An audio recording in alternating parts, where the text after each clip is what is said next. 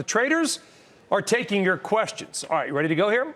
All right, first up, a question from a veteran in Chaddsford, Pennsylvania. Al asks, what has Agilent not had, or why, I guess, has Agilent not had any of the stock move following its earnings report? Jim? I think the simple answer is that it was most likely priced into the stock. The stock is very expensive, and if you look at a long-term chart, it gets expensive, and then it bases for a while, and then it goes higher. This is clearly in a consolidation phase here. The company is doing very well. Just give it time, and it should start to outperform in the price. Okay, next up, Patrick in Arkansas says, would Square be a good buy at $72, or is its run over, and will it be pulling back because of competition from, like, Apple Pay? Joe. Great question from Patrick. So the story with Square has been about revenue accelerating. The guidance slipped, and on July 31st, the stock fell to 63. Patrick, I hope you got into some there. The stock's now trading 73.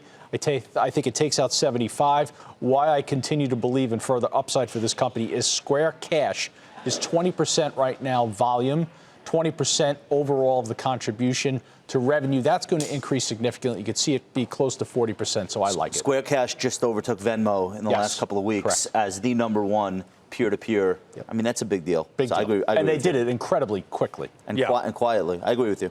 It doesn't have the quite ring. We Square Cash me. It doesn't quite have the same tone. All right, a question now for Stephen Weiss. Bill in Portland, Maine or Oregon, I don't know, wants an update on your Tableau position. Before I answer, I'd like to know which state. Why does it matter? Depends what answer I give. Look, Tableau, here's the story. I was early in saying buy some more after the quarter, but it hasn't changed my outlook. It's very difficult to pinpoint the exact timing. I still own it. I had added to it, haven't sold any, and the future is still extremely bright for the company as they convert more of their users to subscription model and add subscription model to it. You still have the former head of AWS at Amazon that runs the company. He's been there for a couple of years now. So I think it's pretty good. Ultimately, he makes a nice tuck-in acquisition for the right software company, maybe Microsoft. Okay. Finally, Carmen in California asks why Lam Research is down so much. And Josh, if it's time to buy.